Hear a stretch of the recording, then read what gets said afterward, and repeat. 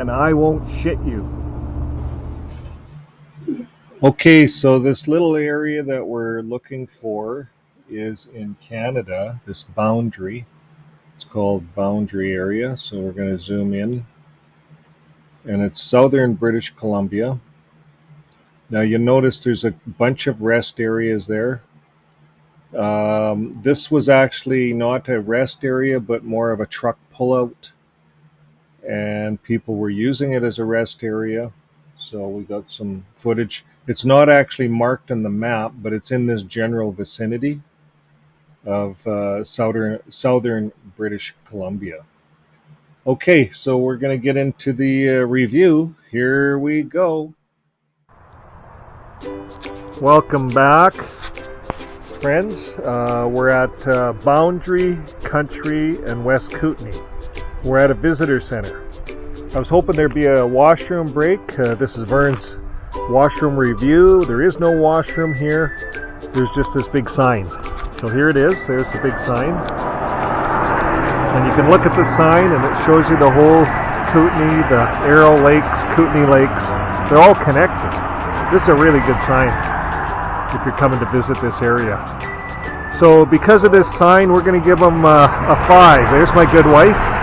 Hello. And this is another interesting point of reference is the Doukhobors. Now the Doukhobors arrived in the Kootenay boundary area in 1908. They were persecuted in Russia for rejecting the church rituals and military service. They're like JWs. And they were derisively named Doukhobors. Whatever. What does derisively mean?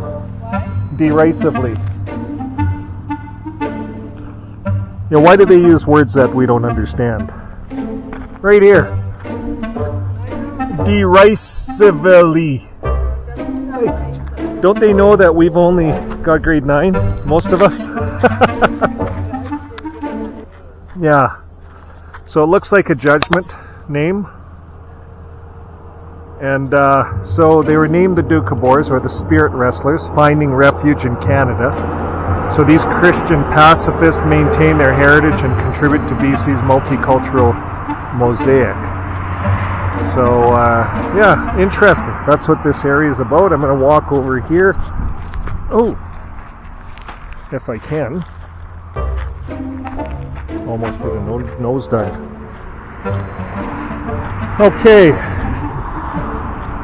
This looks like just a typical gravel pit. No Doukhobors in here. So the settlements must be all over the place. This is just a visitor center. Now, let's say a guy wanted to use the washroom. Is there any good washroom spots?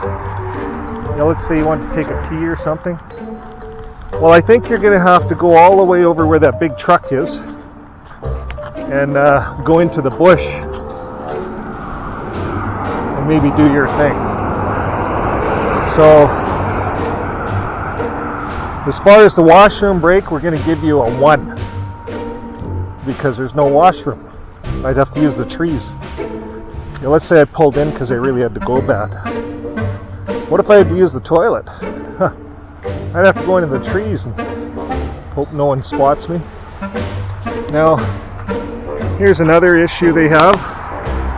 Prevent weed spread. That's a problem. Invasive plants.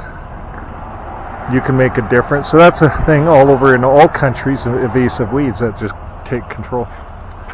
So yeah, we're going to just keep walking. We're going to go to the washroom spot. This is where you'd have to, you know, drain your wizard, your gizzard, whatever you call it. And it's probably what this big trucker did. Yeah, so you go in here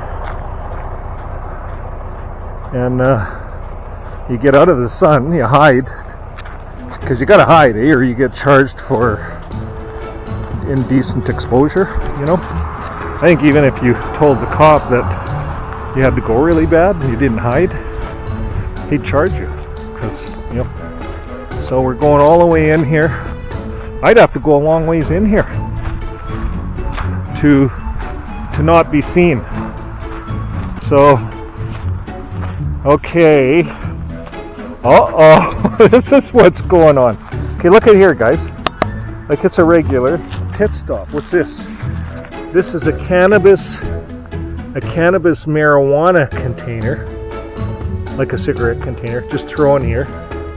You know, there's some Kleenex here from previously bum wipes. A whole bunch of Kleenexes in here. Lots of Kleenexes on the ground. Look at all the Kleenexes on the ground. There's a Kleenex. There's one person use a toilet there. There's a toilet spot. Anywhere there's these Kleenexes. See these Kleenexes? So to me, when I look, I'm now in a good washroom spot. There's a car that pulled in there, so that bothers me a bit. Maybe he can see me. Maybe if I walk over here a bit more. Oh yeah, looks like there's a trail here. More Kleenexes. More Kleenexes. More of them. A lot of people squatting. A whole section of Kleenexes here. You know, I would think that these guys should put an outhouse in. Now if you notice, I'm protected. That's why there's a whole toilet going on down here, because no one can see you. So this is a little bit of work. Holy crap! Look at this. And when I say crap, I think there's crap here. Look at this. All the Kleenexes, and there's some yuckies on them. Yeah, when I say holy crap, this is a toilet area. Right here, this is where they take the number 2. And maybe over there they take the number 1, not sure. But for the Kleenex review, folks, or for the toilet review, Vern's toilet review, I'm going to have to give these guys a 0. And I would tell, if the British Columbia, if their tourism gets a hold of this, they should put a couple outhouses, even if they're just those porta potties. Just put 2 of them. So this is a real mess, folks. This is a real mess. Feces. Look at the feces there. Come on. We live in Canada. Look at this feces. Look at what's going on there. Okay, you got to watch where you're walking in this toilet. So this toilet is a 0. Now you come all the way up from this toilet. Well, it is kind of a 1 because you can do your job. A 0 is where you can't do your job. So let's give it a 1 or even a 0.5. But I'm going to give it 2 points on that visitor board. That's kind of nice. So let's give this site 3 because of the visitor review. You can do your business, but I think these guys are looking for a spot. Look at all the toilet paper here. Look at it all over the place. Just a mess.